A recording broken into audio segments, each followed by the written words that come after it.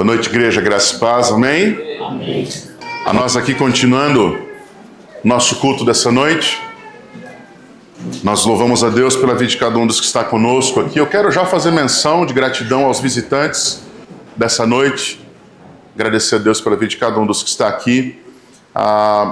Os irmãos estão vendo várias cadeiras vazias hoje. A chuva forte que houve aqui na nossa cidade agora há pouco talvez tenha dificultado, né, a vinda de alguns irmãos. Nós também sabemos, para quem não sabe, né, talvez pessoas estejam assistindo online, nossa cidade é bem fria. Nós não estamos na época de frio, conforme eu ouvi alguns irmãos dizendo aqui, e já está um tempinho um pouco mais frio aqui na nossa cidade. Então sabemos que isso vai trazer algumas dificuldades àqueles que não moram, perto, ou talvez que tenham dificuldades, alguns irmãos mais velhos, famílias com filhos pequenos. Então, nós oramos ao Senhor que esteja os abençoando também. Queridos, nós estamos concluindo para a quarta pregação dentro da série que nós, pela graça de Deus, estamos trabalhando aqui nesses últimos dias sobre o livro de Colossenses. Essa série tem sido desafiadora para todos nós, para mim, a cada preparação de sermão, a cada estudo, a cada semana estudando. Tenho ouvido alguns feedbacks aqui, o pessoal dando algumas respostas, dizendo como tem sido. E para a glória do Senhor, cremos que tem abençoado, porque não é a palavra de um homem, não é a minha sabedoria, é a palavra de Deus que nós temos ouvido e cremos que assim Ele continua falando conosco, não é verdade? Quase lá. Estamos melhorando o timing aqui. Deus tem falado conosco, então nós louvamos o santo nome dele por isso. Nós vamos continuar nossa série. Nossa série tem por título... Como é que é o título mesmo, gente? O que nós sempre falamos aqui domingo à noite? Cristo plenamente suficiente. Nada acrescentar, tudo viver a partir dele. Essa tem sido a nossa série. Algumas pessoas já me perguntaram, algumas não, 2 pessoas me perguntaram o que está escrito aqui embaixo. E hoje, inclusive, uma dessas falas, a gente vai depois compartilhar. Eu falei que eu ia compartilhar essa imagem nos nossos grupos, mas acabei não fazendo isso. Mas hoje, por estarmos entrando numa dessas sessões, o livro de Colossenses ele tem 4 pontos altos, por assim dizer. Como se nós estivéssemos em uma caminhada e de repente encontrássemos um monte, um pico pelo qual subimos. 4 verdades principais. Todos os textos, todos os sermões são realmente palavra do Senhor, mas parece que na forma como Paulo vem escrevendo essa carta, ele aponta 4 picos ou 4 pontos principais, 4 afirmações sumárias a respeito de Cristo Jesus. A primeira delas, ele é supremo. A segunda delas, ele é suficiente. A terceira, ele transforma. E a quarta, ele nos envia. Hoje, exatamente nesse dia de hoje, nós vamos estar expondo o capítulo 1 de Colossenses a partir do versículo de número 15. O título desse sermão é exatamente aquele primeiro ponto ali, ele é supremo. Colossenses 1, versos de 15 a 20. Você pode acompanhar a leitura do texto na sua Bíblia. Nós estamos lendo pela Nova Almeida atualizada, mas também temos essa passagem aqui no nosso telão. Você vai poder acompanhar aí. Só passa, por favor. Palavra do Senhor, Colossenses 1, de 15 a 20, ela diz assim: Ele é a imagem do Deus invisível, o primogênito de toda a criação. Pois nele foram criadas todas as coisas, nos céus e sobre a terra, as visíveis e as invisíveis, sejam tronos, sejam soberanias, quer principados, quer potestades. Tudo foi criado por meio dele e para ele. Ele é antes de todas as coisas, nele tudo subsiste. Ele é a cabeça do corpo, que é a igreja. Ele é o princípio, o primogênito dentre os mortos, para ter a primazia em todas as coisas. Porque Deus achou por bem que nele residisse toda a plenitude, e que, havendo feito a paz pelo sangue da sua cruz, por meio dele, reconciliasse consigo mesmo todas as coisas, quer sobre a terra, quer nos céus. Essa palavra do Senhor Vamos orar e continuaremos com a exposição desse texto. Santo Deus, te bendizemos nessa noite porque o Senhor nos trouxe aqui. Gratos somos, Pai, pelos cuidados do Senhor sobre nossas vidas. E nesse tempo, viemos clamar a Ti que pela ação do Teu Espírito, venha abençoar as nossas vidas com o conhecimento, mas também com a transformação que apenas o Teu Evangelho, apenas a palavra do Senhor pode proporcionar, pode causar de forma genuína em nós. Para isso, ó Deus, tem misericórdia de todos nós aqui, que nesse tempo, enquanto igreja, nós tenhamos o coração desejoso de permanecer atentos, adorando a Ti, por meio da nossa atenção, da nossa devoção, enquanto ouvimos a Tua doce voz por meio das Escrituras. Que a palavra do Senhor, no poder do Teu Espírito, ó Deus, que é vivo, que é poderoso, a palavra essa que é viva e que é eficaz, alcance o nosso coração, trabalhando, ó Deus, quebrando barreiras, fazendo-nos enxergar a beleza, fazendo-nos enxergar a graça que há em Cristo, fazendo-nos reconhecer, ó Deus, dando-nos a condição de, em nossas mentes, mesmo com toda a limitação que temos, compreendermos a majestade, o resplendor glorioso da Tua imagem, ó Deus. A graça, a misericórdia, o amor, o poder, a salvação, a autoridade que há em Cristo Jesus. Que dessa forma nós nos prostremos diante de Ti, em adoração verdadeira, não forçada, não meramente emocional, mas consciente, entendendo quem Tu és, voltando de fato corações e mentes ao Senhor. É a oração que fazemos, clamando também que nada e também ninguém venha nos atrapalhar nesse tempo de comunhão contigo. Oramos a Ti pedindo em nome de Jesus. Amém.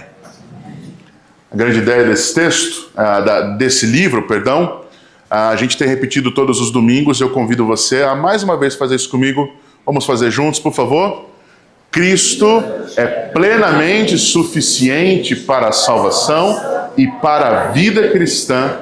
Portanto, os crentes devem abandonar toda confiança em qualquer acréscimo e viver fundamentado somente nele. Será que a gente vai decorar até o fim dessa série?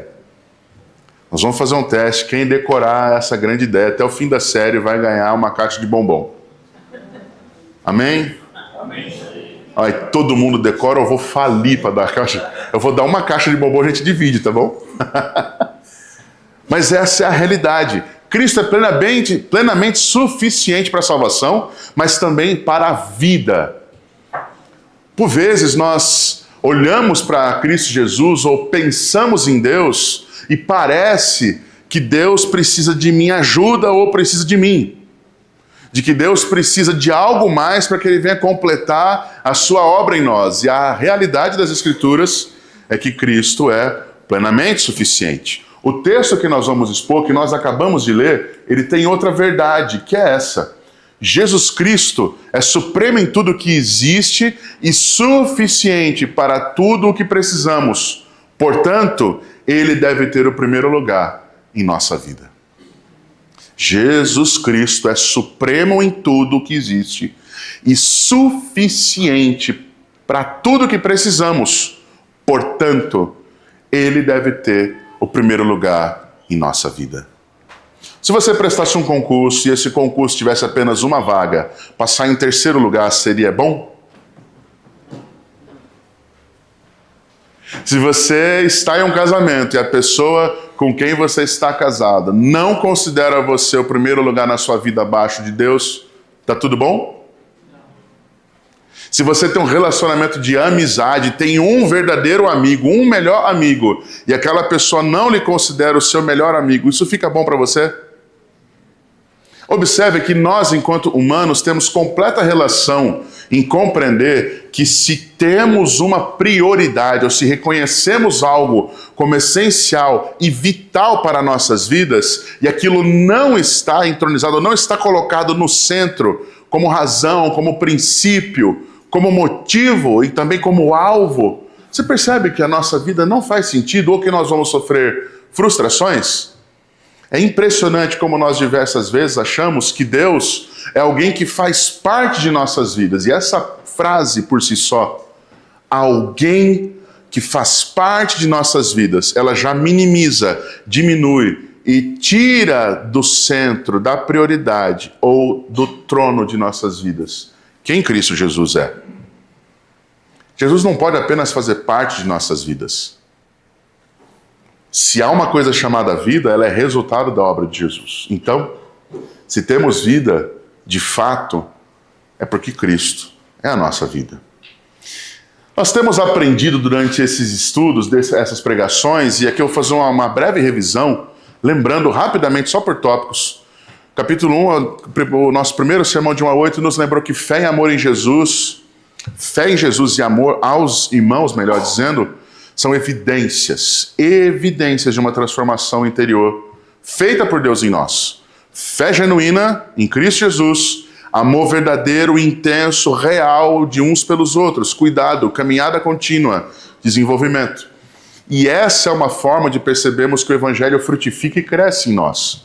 E isso só vai acontecer através do povo de Deus. Às vezes achamos que vamos crescer sozinhos, e essa não é a realidade. Deus nos traz a viver em comunidade para cuidar do seu povo por meio de uns aos outros. Paulo ora dessa forma para que os frutos, ou para que essa vida verdadeira, ela amadureça, ela se desenvolva.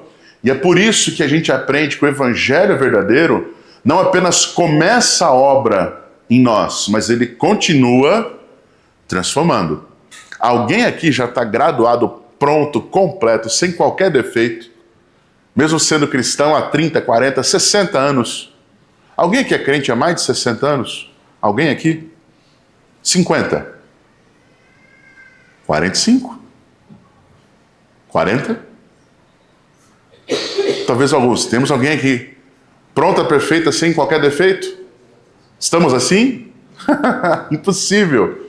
Nessa vida todos nós estamos vivendo um processo de contínua transformação. E essa é a realidade. Na semana passada nós aprendemos que Deus nos chama a uma plenitude espiritual. E a plenitude espiritual, ela tem por objetivo mudar a vida do cristão. Dando o quê? Dignidade e propósito para essa vida, mas também para a eternidade. Por vezes nós achamos que o nosso relacionamento com Jesus, ele só é para a vida eterna, que eu vivo como eu quero, e não. O Evangelho aponta que a transformação e a graça em Cristo, eles já mudam, transformam, renovam, dão propósito para hoje, de forma plena, completa. Por isso, Deus, ele vai usar circunstâncias, ele vai usar pessoas, vão haver caminhos difíceis, e é por isso que Deus dá força para que os crentes possam, mesmo em meio à tribulação, dar graças e se regozijarem em ações de graças, terem razão profunda de alegria, mesmo em momentos difíceis. E aí a gente até viu que Deus coloca pessoas difíceis na nossa caminhada, e nós somos pessoas difíceis para outros, e Deus vai dar força para ele te suportar e para você suportar ele, e a gente caminha junto, e glória a Deus por isso. O Evangelho, ele tem poder para unir pessoas que jamais, por hipótese alguma, poderiam caminhar juntas ou sequer olhar nos seus olhos com sinceridade. Mas no Evangelho, isso é possível. O Evangelho tem poder para tornar, como eu sempre brinco, né, que eu vou fazer uma série aqui de sermões que vai chamar Os Insuportáveis. A gente vai ter essa série um dia. Deus tem a condição de botar alguém que você talvez considere insuportável para ser um instrumento de graça, bênção e transformação na sua vida. Por isso que ele nos fortalece. Para que, inclusive, em meio a tribulações, dificuldades, pessoas difíceis, situações terríveis que são comuns à vida, nós possamos dar ações de graças. E aí, Jesus, Senhor, ele é suficiente para libertar o seu povo do poder das trevas e salvá-lo de forma definitiva. O que nós vamos começar a estudar hoje aqui, nessa perícope que nós lemos, a perícope é essa divisão. Essa divisão de Colossenses 1, de 15 a 20, é literalmente uma das declarações cristológicas mais profundas de todo o Novo Testamento. O texto que nós lemos, ele é uma declaração sobre a pessoa de Jesus. Sobre a profundidade que vai além de dizer que ele é uma imagem visível, algo perceptível. Muitos estudiosos ainda consideram esse trecho um dos hinos mais belos dos cantores cristãos, ou do canto cristão primitivo. Eles inclusive consideram que essa daqui é uma declaração de música, como se fosse uma música, uma citação das características ou das qualidades de Cristo, feita para reafirmar a sua supremacia absoluta sobre toda a criação e sobre toda a nova criação que já foi feita por meio dele. Há uma expressão que eu uso aqui, importante para a gente pensar, porque esse trecho ele funciona como um coração teológico da carta. O que é um coração teológico? É como um centro não só de informações, mas de verdades e de convicções que tem que estar nos nossos corações e na vida de cada um dos que leu essa carta naquela época e a nós que estamos estudando hoje, porque daqui para frente o apóstolo Paulo vai lidar com diversos assuntos. Por exemplo, ele vai trabalhar assuntos como salvação, santificação, igreja, perseverança, combate ao falso ensino e vida cristã. E todos esses assuntos, eles nascem dessa visão gloriosa sobre quem é Jesus. Visão gloriosa de Jesus? Eu vou fazer algumas perguntas que você não precisa responder. Mas quem é Jesus para você? Você não precisa dizer de forma audível, mas pense. Quem é Jesus para você? Como você imagina, não fisicamente, aparência, mas como você imagina que é o caráter de Jesus? Seria esse Jesus, o Cristo, o Filho de Deus poderoso?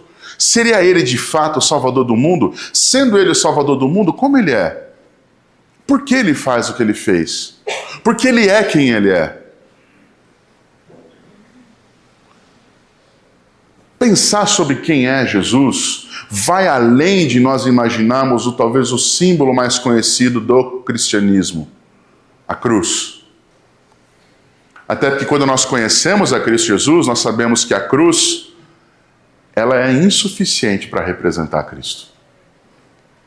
Na verdade, não há nada que nós tenhamos como símbolo ou referência que ao menos se aproxime de uma referência plena de quem é Jesus. Por quê? Porque quando nós lemos o texto, nós entendemos que a quem Jesus se compara e a quem Jesus se iguala, não há comparativos iguais. Nós vamos aprender hoje, nessa carta especificamente, pelo menos 3 coisas. Que Cristo é o Senhor tanto da criação de todas as coisas, quanto da redenção. Nós vamos também entender que esse mesmo Cristo que criou todas as coisas é o Cristo que reconcilia, que reconecta tudo. Que faz com que aquela criação perdida possa se unir de forma definitiva ao Criador. E a obra da redenção de Cristo, em Cristo, por meio de Cristo, ela nunca foi um plano B, onde Deus se assustou e falou, vixe, o homem pecou. Ao contrário. Sempre foi a forma pela qual Deus restaura o propósito original de tudo que Ele fez para a glória do seu santo nome. Eu quero que você e eu possamos nessa noite começar a aprender e ter os nossos corações confrontados diante dessas verdades. Primeira parte que nós vamos lidar no capítulo aqui de 1, nós vamos ler dos versículos 15 a 17, aprendendo que Cristo é supremo na criação. O que é a criação de todas as coisas? O que te faz lembrar da criação? Quando a gente fala de criação, o que vem na sua mente? Alguns já vem direto do Jardim do Éden. O que mais vem? Alguns imaginam o vazio. Porque uma das coisas mais impressionantes das Escrituras é o apontamento de que Deus do nada fez tudo. Uma criação, como a gente usa um termo, é o tal do ex nihilo, que é isso, é do nada, sem qualquer existência, sem matéria, sem qualquer coisa a ver, do nada Deus cria tudo. No princípio criou Deus os céus e a terra. O Léo, por Cristocidências, leu aqui João 1:1, no princípio era o verbo estava com Deus e o verbo era Deus. Do nada, Deus e o verbo criam tudo. Quando nós falamos da criação, quando nós falamos, talvez não nos venha essa visão de que Jesus está lá, no ato, no processo, nas razões da criação. E sim, o texto bíblico afirma para nós, você pode ler aqui ou na sua Bíblia, ele é a imagem do Deus invisível, o primogênito de toda a criação, pois nele foram criadas todas as coisas, nos céus e sobre a terra, as visíveis e as invisíveis, sejam tronos, sejam soberanias, quer principados, quer potestades, tudo foi criado por meio dele e para ele. Ele é antes de todas as coisas, nele tudo subsiste. Tudo que você e eu conhecemos como criação, conhecemos como pessoas, conhecemos como universo, só existe e veio a existir por meio de Jesus. Essa é uma afirmação bíblica importantíssima. Mas antes das coisas existirem, a afirmação de Colossenses 1,15 é fundamental. Porque para que ele pudesse suportar ou criar ou fazer com que tudo subsista por meio dele, ele só poderia fazer isso se ele tivesse a condição de ser criador. Se ele tiver a condição de ser Deus. E o que esse texto começa afirmando? Ele é a imagem do Deus invisível. Alguém já viu Deus? Cristo é a exata expressão de quem Deus é. Jesus não é parecido com Deus. Jesus não é como nós fomos feitos. Quando as Escrituras apontam para o ser humano, ele é criado à imagem e semelhança. Semelhança é exatidão? Parecidos, menores, inferiores. Jesus não. Ele é a imagem. A palavra grega para isso, ela aponta a imagem perfeita, manifestação exata. É como se fosse um espelho refletindo uma imagem à sua perfeição. Cristo não é um reflexo imperfeito. Ele não tem nenhuma sombra variando a sua imagem. Você já percebeu quando você está diante aí, né? No espelho? Dependendo da luz que estiver à sua volta, algum lado fica mais escuro, alguma coisa você tem que aproximar, que você não enxerga bem.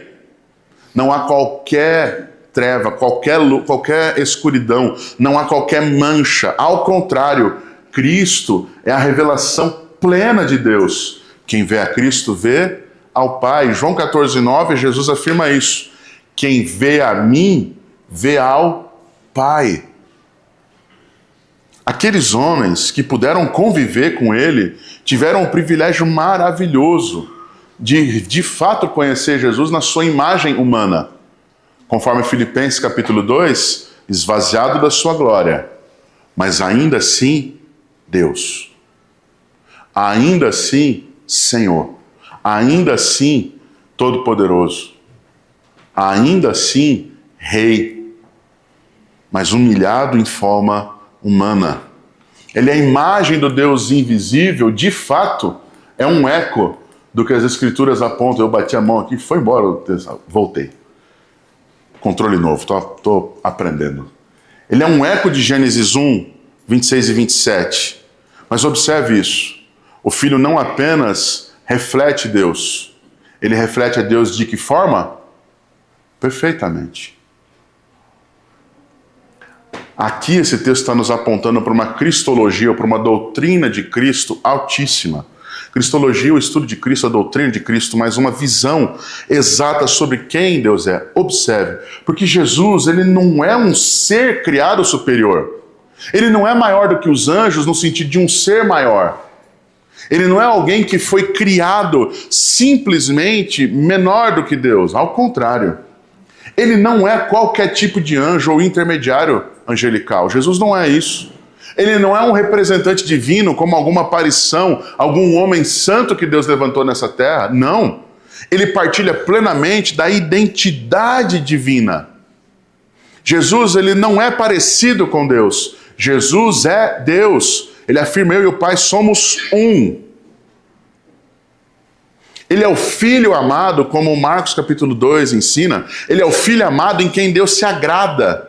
onde Deus reflete a exatidão do seu ser, onde Deus aponta que ele não tem apenas uma autoridade limitada, ou ele tem uma capacidade menor, ou que ele faz apenas milagres, mas ele não é Deus, ao contrário. Quando nós falamos que Cristo é supremo na criação, nós estamos falando de uma coisa importante. Ele tem autoridade suprema. Todas as vezes que nós lemos esse texto que fala o primogênito da criação, né, no verso 15, ele é a imagem de Deus invisível, o primogênito de toda a criação. Nós entendemos a palavra primogênito como o primeiro nascido, aquele que vem, mas a tradução melhor para essa palavra, que é o tal do protótokos aqui, é uma ideia que não está ligada a quem foi criado primeiro. Pelo contrário, ela está ligada a uma posição de autoridade. Dono de herança. Ele é cheio de supremacia. O que é ser supremo?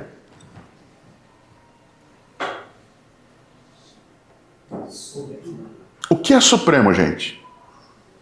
Se eu falar para você, gente, nós fomos em um restaurante, tinha um prato lá que era o nome daquele restaurante, Supremo. Não tinha nada naquele prato, era um prato mais simples possível. Não é decepcionante? Mas o que é ser supremo?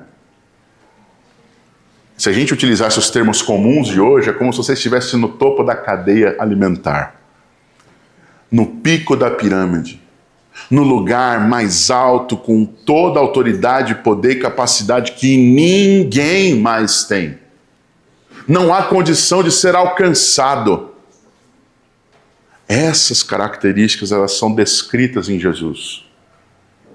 Jesus, ele é inatingível em comparação, mas ele é presente completamente por ser Deus. Jesus Cristo é soberano sobre tudo. Não há nada que não esteja absolutamente manifesto, plenamente revelado e completamente cheio nele. Quando nós apresentamos essas visões sobre Cristo, parece para nós muito distante, muito abstrato, sabe? Aquela coisa que você não pode tocar. A pergunta é, nós podemos tocar em Jesus? Nós podemos tocar em Deus? Nós podemos tocar em qualquer divindade? A melhor forma para nós entendermos o que está acontecendo e realmente buscarmos a compreensão do Senhor para a transformação das nossas vidas, não é nós procurarmos talvez uma ferramenta tangível, como talvez tocar. A nossa visão tem que ser aguçada a conhecer e crer. Porque a fé é o único meio de fato conhecermos a Cristo Jesus. Porque a fé é a certeza do que se espera e a convicção dos fatos que eu não posso ver. Conhecer a Cristo é exercer um conhecimento em fé, em caminhada, em obediência, em desenvolvimento de vida e relacionamento com Ele. Esse texto, essa palavra, e é importante falar sobre isso. O apóstolo Paulo poderia estar falando sobre diversas coisas nessa carta, diante das circunstâncias que eles estavam vivendo ali. Mas logo no começo dessa carta, ele começa a fazer uma descrição sobre Jesus, que ela é quase incomparável. Talvez um dos poucos livros, dois poucos livros possam fazer revelações similares ou demonstrações similares sobre quem Jesus é. Filipenses, capítulo 2, que eu citei agora há pouco, e talvez o livro todo de Romanos possam fazer frente ou comparativos mostrando sobre quem Jesus é. Mas o fato dele ser supremo na criação é de fato uma revelação da sua divindade. E era necessário que Paulo lidasse com essa percepção logo no seu início dessa carta, porque os problemas que estão havendo em Colossos, eles têm a ver com Cristo ou com uma visão sobre Deus que ela é insuficiente. Se você ouvisse falar de um Deus que ele pode curar você, mas que não pode perdoar você, esse Deus, ele é todo poderoso? Se você ouvisse falar de um Deus que pode transformar sua casa, mas não pode trazer cura a uma doença, esse Deus é todo poderoso? Se você falasse de um Deus que ele teve começo e teve fim, ele fez coisas enquanto ele esteve vivo, mas depois que ele morreu ele é só uma lenda, esse Deus é poderoso? Qual é a imagem que está sendo descrita sobre Jesus? A imagem do Deus invisível, a imagem do Deus invisível, o primogênito de toda a criação, que por meio dele foram criadas todas as coisas nos céus e sobre a terra, as visíveis e as invisíveis, sejam tronos, quer dizer, governos, sejam poderes, sejam soberanias, principados, potestades, tudo foi criado por meio dele e para ele. Qual divindade, de qual religião tem uma descrição semelhante a essa que Jesus Cristo tem? Dê um Google depois. Mas depois, agora não. Resista à tentação. Procure alguma divindade que se compara a Jesus. E observe. O fato dele ter autoridade, dele ter de fato e ser imagem de Deus, são as únicas maneiras pelas quais ele pode ser de fato criador, meio de criação e sustentador de todas as coisas. Quando o texto afirma essas coisas, ele não está afirmando que Jesus foi criado, mas que ele tem autoridade sobre tudo. Pense comigo. Se ele fosse criado, como ele poderia ser um meio de criação de todas as coisas? Se ele fosse criação, ele não seria Deus. Por quê? Porque tudo o que Deus fez, criou-se. Se Jesus fosse criado, ele não seria Deus, ele seria parte da sua criação. Entendemos? Um pouco filosófico, mas é um fato.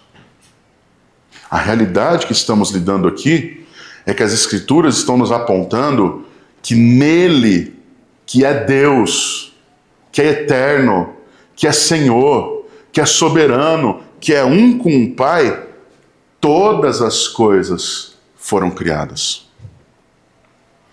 Quer nos céus, e aqui não está apontando para as nuvens. Está falando de regiões celestiais.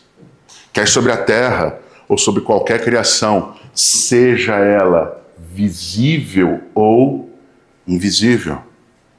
Quando a Bíblia fala sobre tronos, ela fala sobre governos. Soberanias, ela está falando sobre pessoas que estão governando de uma forma libertária, completamente gigante. Fugiu o termo certo.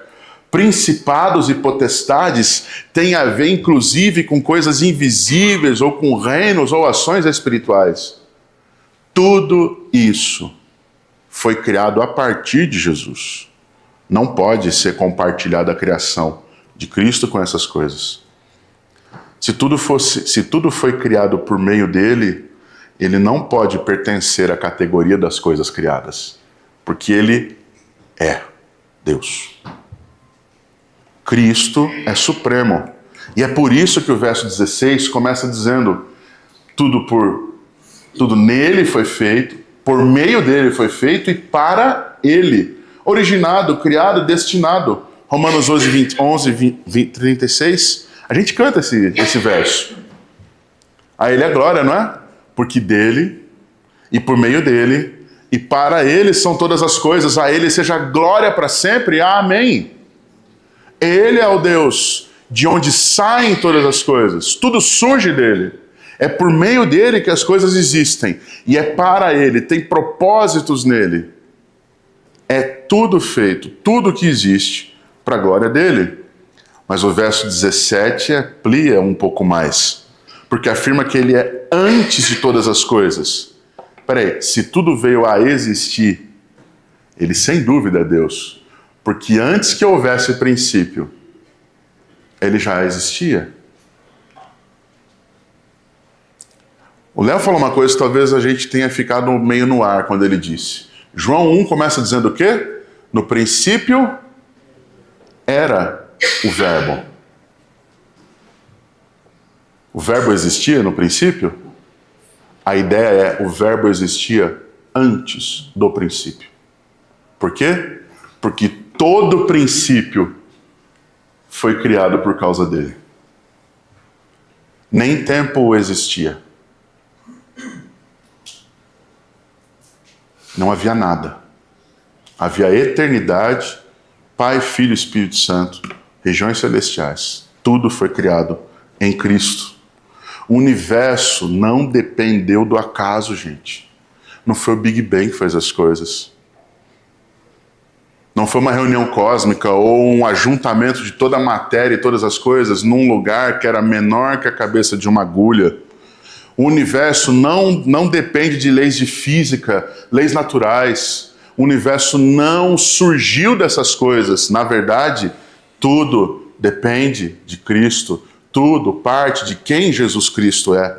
Tudo parte da sua divindade, da sua santidade. Olha os textos que a gente citou. Gênesis 1, no princípio criou Deus os céus e a terra. A cristocidência, Léo. João 1, versos 1 e 2. No princípio era o verbo estava com Deus e o verbo era Deus. Ele estava no princípio com Deus. Você quer ver um negócio interessante? Quando nós lemos Gênesis 1, 1, a palavra hebraica para Deus aqui é Elohim. E essa palavra é uma palavra que significa Deus plural, não pessoa singular.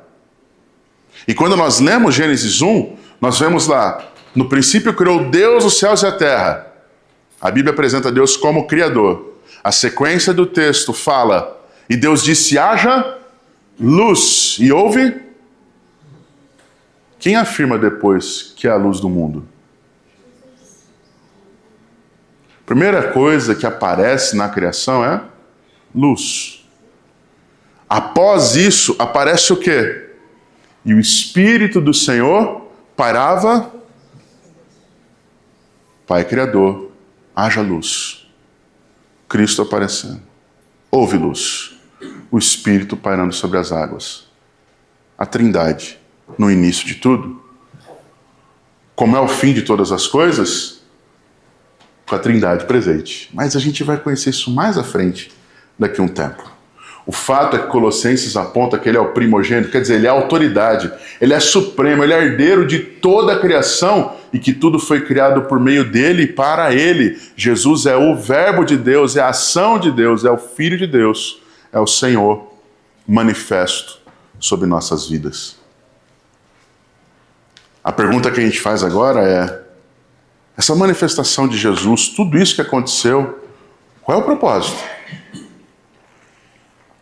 Jesus só está nos salvando? Ou Jesus apareceu para fazer um novo movimento político sobre a terra? Qual é o propósito de Jesus? Quero levar você a conhecer o que as Escrituras apontam, porque no meio dessa criação toda, Colossenses, ou Paulo vai começar a apresentar para nós um argumento muito diferente, porque nós vamos perceber que Jesus é supremo também na nova criação. E a nova criação de Jesus, ela está ligada à restauração de todas as coisas. Um mundo caído, perdido, corrompido pelo mal precisa ser restaurado. E para isso ele levanta o seu povo chamado igreja. Por quê? Porque após falar sobre a criação, verso 18, ele afirma, ele, Jesus, o Criador de todas as coisas, ele é o cabeça do corpo, que é a igreja. Ele é o princípio e o primogênito dentre os mortos, para ter primazia em todas as coisas. Deus está mudando de direção aqui. Nós estamos saindo de uma criação física visível, tronos, potestades, matéria, reinos, universo, para uma criação por meio da redenção. Cristo é a cabeça do povo salvo, daqueles que foram libertos do império das trevas, como vimos semana passada, e foram trazidos para o reino do seu Filho amado, o Senhor. Cristo é a cabeça do corpo, que é a igreja. Igreja não é uma instituição religiosa. Igreja não são paredes. Igreja não é uma organização. Igreja não é um CNPJ. Igreja não é meio de vida. Igreja não é lugar para a gente querer enriquecer. Igreja não é banco para a gente querer dar 10 e Deus voltar 1000 para você. Igreja é o povo unido organicamente, ajuntados um a um pelo Cristo ressurreto. Igreja é obra de Cristo Jesus, porque se não houver salvação, se não houvesse salvação, não haveria povo redimido.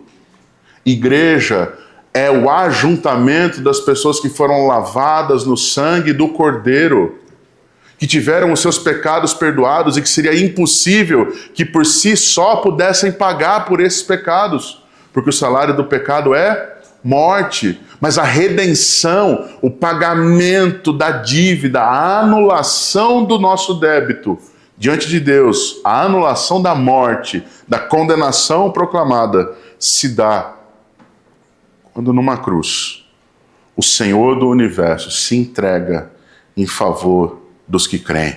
Por isso que ele é o cabeça do corpo, que é a igreja. A palavra cabeça, ela envolve o quê? Autoridade, fonte de vida, governo, centralidade.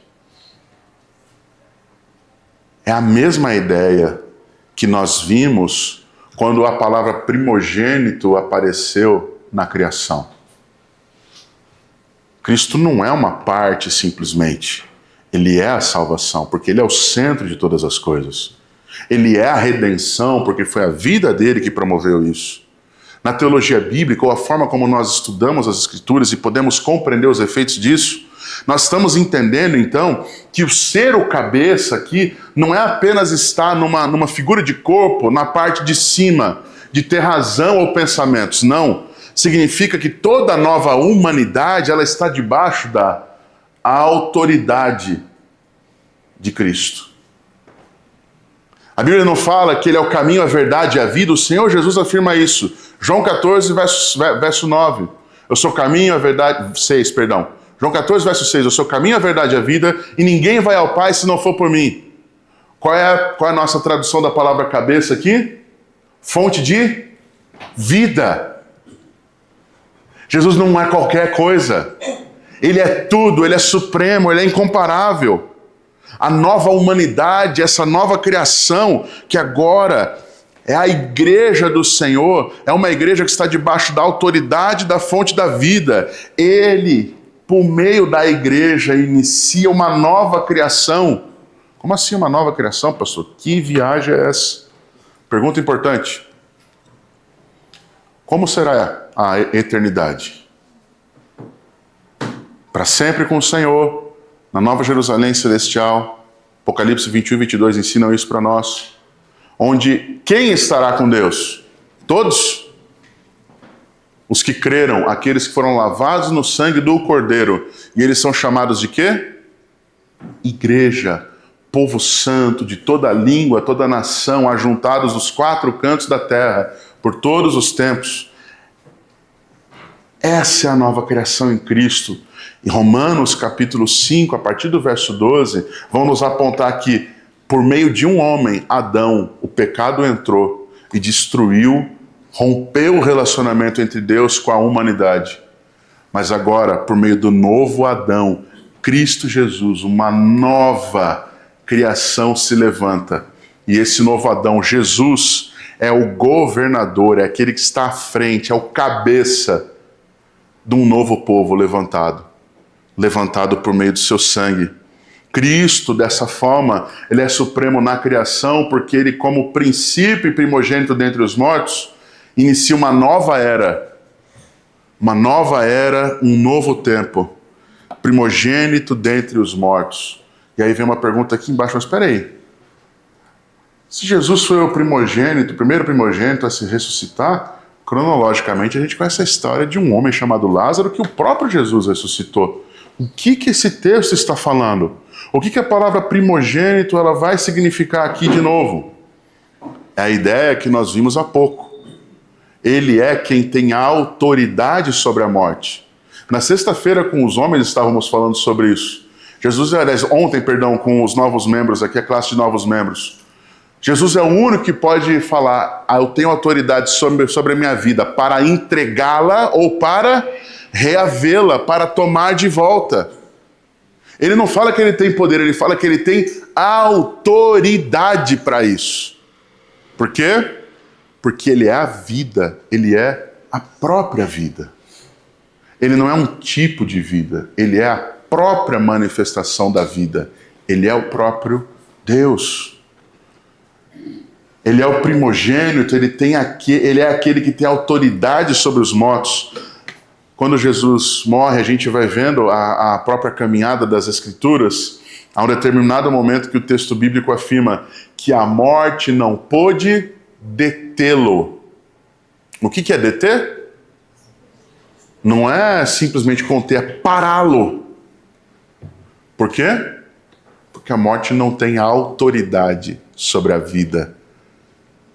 Ela não tem. Ela é menor do que o autor da vida. Cristo é supremo. E é por ele ser supremo na nova criação, igreja, que a gente crê sim e aguarda que essa supremacia sobre a nova criação, ela se cumpra de forma plena, porque Jesus de fato é o inaugurador de uma nova era, e essa era é a era da ressurreição que nós aguardamos. Nós um dia iremos nos encontrar com Deus. Se Cristo Jesus não voltar antes, é possível que todos nós aqui morramos de causas naturais ou por morte, como qualquer outra pessoa. Mas o que morre? É o nosso espírito? Esse vivo está e seguro está na obra de Cristo Jesus. Nosso corpo um dia, se tudo correr bem pela natureza, ele vai. Mas a morte que não pôde deter o nosso Senhor é a mesma morte que não poderá nos restringir para sempre, porque em Cristo e por causa de Cristo, quando Ele voltar, nós seremos ressuscitados e nos encontraremos com Ele nos ares, se Ele é de fato o Senhor de nossas vidas. Uma nova época, um novo tempo, algo incomparável acontecerá nesse tempo. Fruto do quê?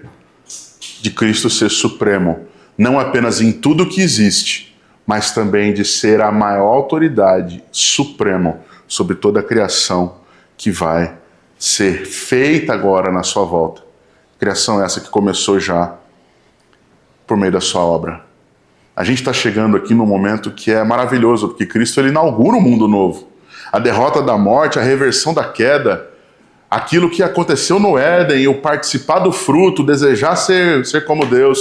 Adão e Eva quiseram isso. Agora o próprio Deus vem e quis ser homem. E sendo homem, ele faz todo o caminho reverso. Entregando-se, morrendo, a morte que o homem deveria morrer, mas ressuscitando como apenas Deus pode fazer, porque Deus é a vida. A teologia bíblica, ou o que o texto está nos apontando de uma forma clara, agora se torna monumental, como se você estivesse diante de um dos grandes, dos 7, como é que fala lá, as 7 maravilhas, obrigado. As 7 maravilhas do mundo. A gente está diante de uma maravilha incomparável, muito maior do que essa. Por quê? Gênesis começa com uma criação real, mundo, universo. Colossenses está nos ensinando que é uma nova criação, que ela começa em Cristo. E é uma criação espiritual. É uma criação que vai nos levar para uma vida que não tem fim na eternidade com Ele. Por que tudo isso ocorre? Por que Cristo é supremo em todas as coisas? Para ter a primazia sobre todas as coisas. O primeiro lugar, a autoridade, a supremacia em tudo. Esse é o centro de todo esse sermão. Cristo, ele não é um Deus. Jesus não é um amigo. Jesus não pode ser uma parte da minha vida ou da sua, porque de tudo que existe, ele é a origem. Tudo que existe é sustentado, mantido por ele. Tudo que existe, você, eu, seus sonhos, seus planos, sua vida, tudo, qualquer coisa que exista, ela tem propósitos nele e foram criadas para ele. Por quê? Porque ele tem a primazia, a autoridade e supremacia, o primeiro lugar. Se no seu casamento, com o seu cônjuge, você não quer ser quarto lugar, seria justo ou próprio ao Criador, Senhor e alvo do universo ser o último lugar na sua vida? Quem é Jesus para você? Quem é Jesus para mim?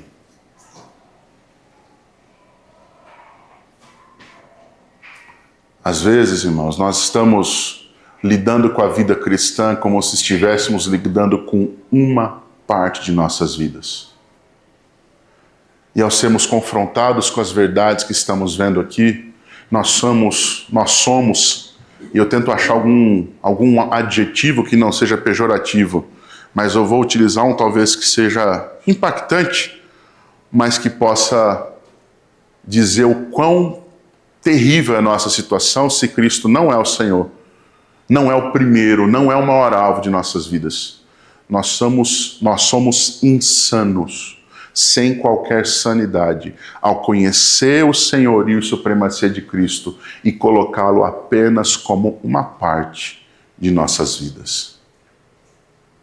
Dias atrás eu conversei com uma pessoa e ela dizia assim: pastor, acho muito bom tudo que está acontecendo, Deus tem feito coisas no nosso meio.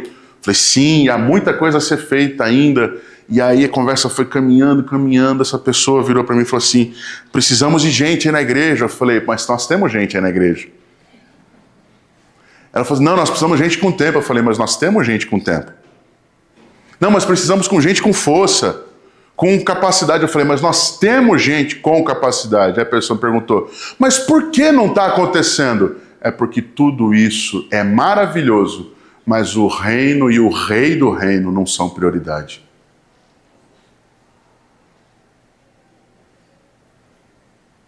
Quando jovens, a prioridade que nós estamos ensinando aos nossos filhos é que eles construam carreira. Quando casamos, a prioridade é conseguir casa, estabilizar o casamento e ter condições financeiras para viver, para daí poder ter filhos. Quando os filhos nascem, o casal parece que não vê outra coisa na vida que não sejam os filhos. E agora o casal vive, ou essa família vive para que os filhos possam viver e possam desenvolver suas vidas, e eles vão repetindo esses ensinos. Quando vão chegando numa idade mais madura e seus filhos já estão vivendo, a prioridade agora é preparar-se, porque a aposentadoria está vindo, eu preciso ter condições financeiras, cuidar da saúde, eu preciso disso, eu preciso daquilo. E sabe o que ocorre? Nunca há tempo, nunca há prioridade. Nós dizemos que Cristo é o Senhor de nossas vidas, mas fazemos dele um amuleto para os nossos planos. Nós falamos, ele é o meu Deus, eu o amo, eu o ouço. Quando a pregação passa de 40 minutos, você está entediado, com vontade de ir embora para casa. Eu já vi gente, às vezes, levantar e sair. E a gente diz, Cristo é minha vida. 2 horas por semana já está cansado, porque a sua agenda só cabe Jesus em 2 horas por semana, falando o que você quer ouvir, não o que ele quer te ensinar. Que hipocrisia é essa que temos de chamá-lo de Senhor se não o amamos? E ele não é prioridade em nossas vidas. Como é possível você, dizermos que Jesus é o Senhor de nossas vidas, se ele é um acessório do meu tempo?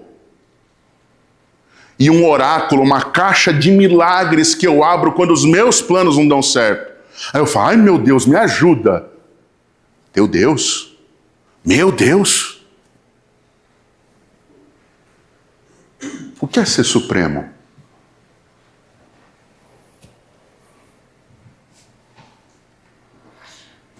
Meu coração foi confrontado a semana inteira sobre esse texto.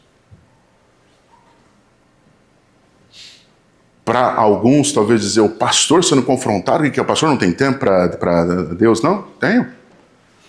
Mas passo com as mesmas dificuldades que você, porque talvez a gente se ocupe com outras coisas e fazendo coisas no meio do reino de Deus, nós não temos Deus como rei em nossas vidas. Cristo não é o Senhor dos nossos corações. E talvez seja porque nós não entendemos que Cristo, por sua obra, ele reconciliou todas as coisas pela cruz. Eu quero que você possa acompanhar a leitura dos 2 últimos versículos dessa noite, versos 19 e 20. Porque Deus achou por bem que nele residisse toda a plenitude, e que, havendo feito a paz pelo sangue da sua cruz, por meio dele reconciliasse consigo mesmo todas as coisas, quer sobre a terra, quer nos céus. Deus achou por bem que em Jesus residisse toda o quê? Plenitude, sem haver falta de nada. Plenitude, a totalidade completa. Nada falta em Jesus. Nada falta em Jesus. E aqui um link importante, quando a gente estava falando sobre Colossos, Colossos é uma cidade, e é uma época ali também, naquela década ali de 60 depois de Cristo, onde muitas coisas estão acontecendo. E uma delas é um movimento pré-gnosticismo, pré-gnosis, a ideia de conhecimento. Não, olha, se você quer realmente crescer, você tem conhecimento mais profundo, tem que ter um conhecimento além disso que você sabe. Sabe por quê? Porque é muito simples falar que Jesus é o Senhor. E entenda o que eu quero dizer por simples. Pessoas querem criar novas fórmulas, inventar coisas, dizer que Jesus não é suficiente e você precisa dele. Tudo bem, pode crer nele, mas faça tal coisa. Creia nisso, junte isso, traga outra coisa para si. E não é. Nada falta em Cristo. Paulo responde o quê? Tudo já está em Cristo, porque toda a plenitude, observe o termo, ela não apenas passa, fica um tempo, ela reside, habita em Jesus. E é por ele ser pleno, absolutamente pleno, que a sua obra de haver feito paz pelo sangue da sua cruz é uma paz, é uma força, é uma obra que ela não é resultado de esforço moral. Não, olha, eu vou ser bom, eu vou tentar fazer tudo correto diante dos olhos de todos. Não é o seu senso do que é justo ou bom, o meu senso do que é justo e bom, o senso da humanidade, não é. É Cristo, é Deus, é a régua de Deus, e é na régua de Deus que só Jesus passa. Você e eu não passamos. Paz com Deus não é sinônimo de rituais, ofertas. Não, olha, esse negócio está feio esse mês aqui na empresa, eu sei que a gente está meio sem grana, vamos dar uma oferta de sacrifício aí na igreja, Deus vai abençoar. Ele gosta de dinheiro, ele não gosta de dinheiro, ele gosta de fidelidade, ele gosta de adoração, ele gosta de coração quebrantado. Fique você com a sua grana se você acha que Deus é banco, ele não é. Mas se o seu dinheiro é Deus sobre a sua vida, você vive para Ele, não para o Senhor. Entenda, se Cristo é tudo, os nossos rituais, a nossa forma de ser, o nosso misticismo. Ai, olha, eu não vou comer tal coisa hoje, porque hoje eu tenho que orar. Olha, eu vou para o culto, nossa, eu passo a semana xingando todo mundo. No domingo, que é dia do Senhor, acontece uma coisa e fala, ô glória. Misticismo, olha, eu sei que eu preciso. Esses dias atrás uma pessoa compartilhou comigo, um pastor amigo meu, que ele estava conversando com uma ovelha dele, ela falou assim, pastor, estou indo fazer uma prova, um concurso assim, assim, assado. É mesmo? Já me preparei tudo, já separei minhas roupas e estou levando a minha cueca da sorte, inclusive. O pastor falou, você está levando o quê? Ele já tinha feito 2 outros concursos com aquela roupa, e aquela roupa ele entende que é um meio de sorte para ele poder passar. É Jesus mais sorte. É evangelho mais alguma coisa que eu posso fazer ou algo que o universo me deu, que as energias do mundo, do universo puderam fazer. Não. Eu conheço, não, mas olha, vou ser o melhor crente que eu puder ser. Nossa, eu vou estar em todos os cultos. É culto de mulheres, eu estou na porta. É culto de crianças, eu estou lá brincando com elas. É reunião disso, é reunião daquilo, eu assumo o cargo até que eu não posso ter, eu não faço a mínima ideia de como faz, como é. Deus não me deu o dom, mas eu estou lá, é desempenho, eu estou ali.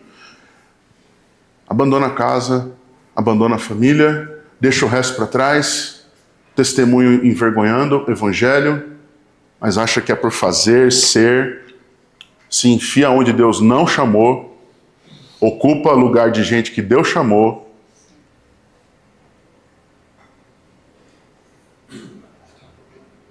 Como é que a paz entre Deus e os homens vem?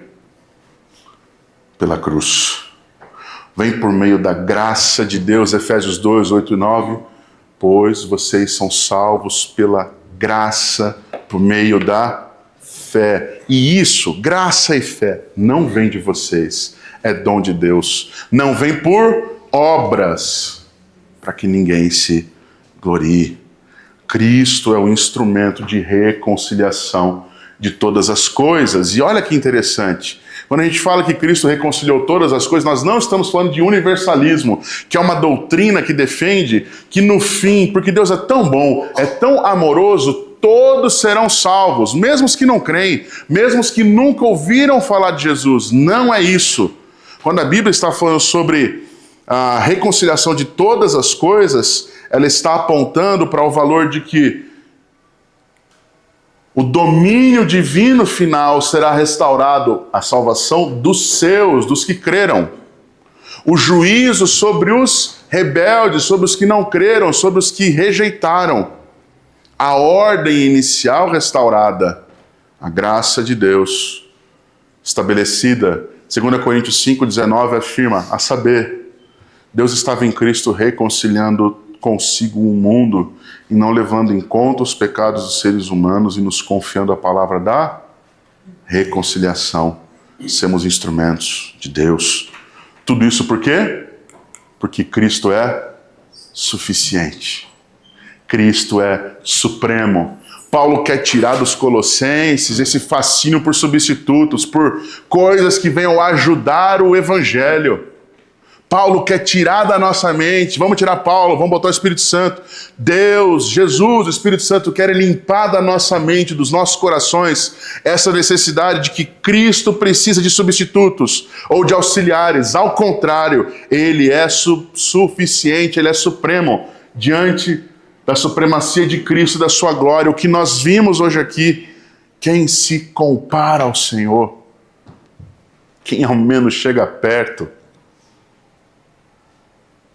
Mas a pergunta que a gente deve fazer é: o que é que está no seu coração, no meu coração, que hoje tem feito disputa do primeiro lugar, da primazia, do senhorio, do lugar de autoridade? Será que tem sido dinheiro?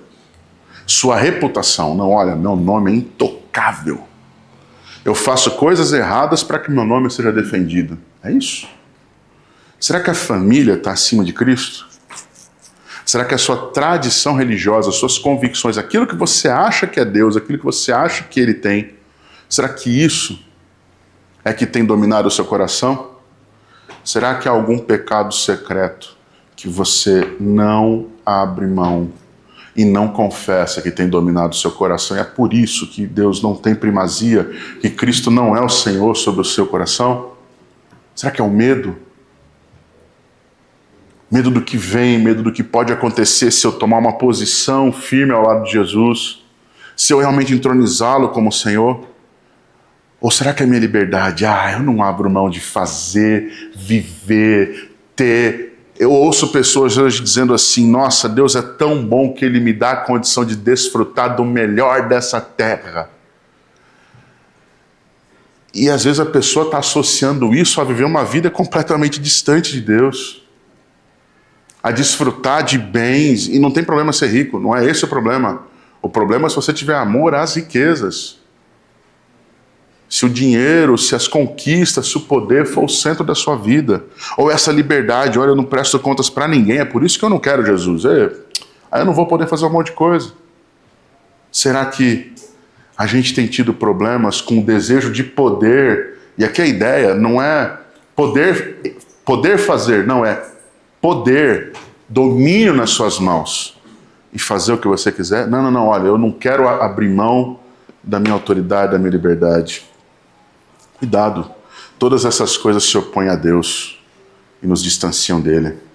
Eu quero concluir esse sermão apontando aqui, o texto nos mostra de uma forma muito clara que Cristo é a imagem de Deus. Ele é o Criador de tudo. Ele é o sustentador de todas as coisas. Ele é o cabeça da igreja, dessa nova criação. Ele é ressuscitado e é poderoso, vitorioso. E Ele é também o reconciliador pela cruz. A pergunta vem: Se Jesus de fato é tudo isso, como ele pode ocupar o segundo lugar ou qualquer outro lugar na sua vida, na minha vida? Como? O não entendimento de quem é Jesus faz com que ele não seja o centro de nossas vidas. Mas o contrário disso também é verdade.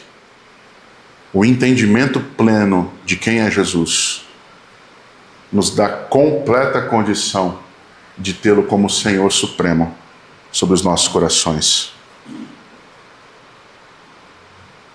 Eu quero concluir dizendo isso, irmãos.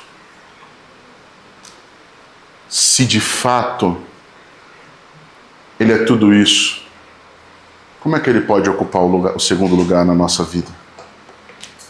Como ele pode nos levar? Ou como é que nós podemos viver uma vida sem tê-lo como Senhor nosso? Quero convidar você a orar nesse momento. Feche seus olhos. Diante dessa visão gloriosa que pudemos ter nessa noite a respeito de quem é Jesus, da sua obra, da sua pessoa, dos planos e propósitos do Senhor, como é possível continuarmos a viver sem Ele ser o centro, sem Ele estar no centro, sem, por causa dEle, tendo origem nele, subsistindo nele e vivendo para Ele, vivemos nossas vidas. Tem seu tempo com Deus. Ore ao Senhor nesse momento.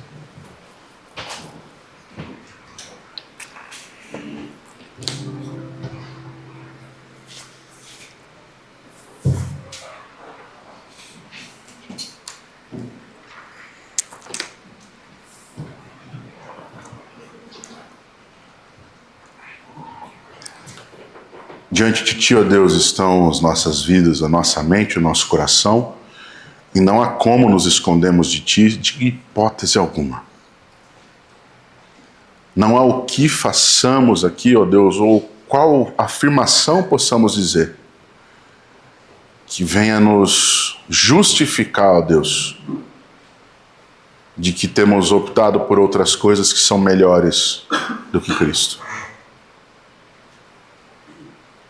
Não há desculpas que sejam justas, ó Deus, mas nesse momento o Senhor ouve as orações que podem ser frutos, Pai, de corações quebrantados diante da majestade e da graça de Jesus.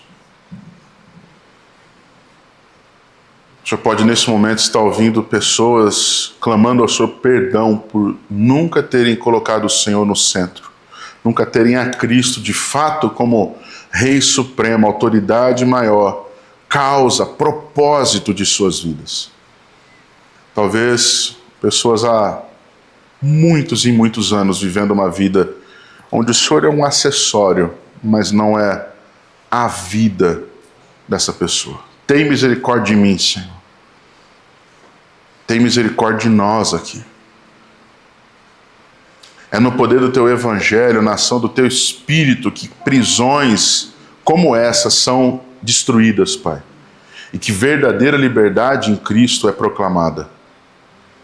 É pela ação do Teu Espírito, ó Pai, que a nossa mentalidade pode ser transformada, o nosso coração quebrantado, que as nossas vidas podem ser de fato transformadas, onde Cristo não é apenas uma parte, mas é a vida, é o propósito, é o que mais desejamos e buscamos. Se tudo parte de Cristo, ó Deus, nos confirma essa verdade de que nada que possamos fazer pode ser melhor do que aquilo que Cristo é e já fez. Tem misericórdia de mim. Tem misericórdia de nós, Pai. Que essa palavra ministrada hoje, ela não caia no esquecimento, mas ela nos incomode, nos mova a mudanças, pela ação do Teu Espírito, pela graça que só há em Ti. Oramos ao Teu Deus com gratidão no nome de Jesus. Amém.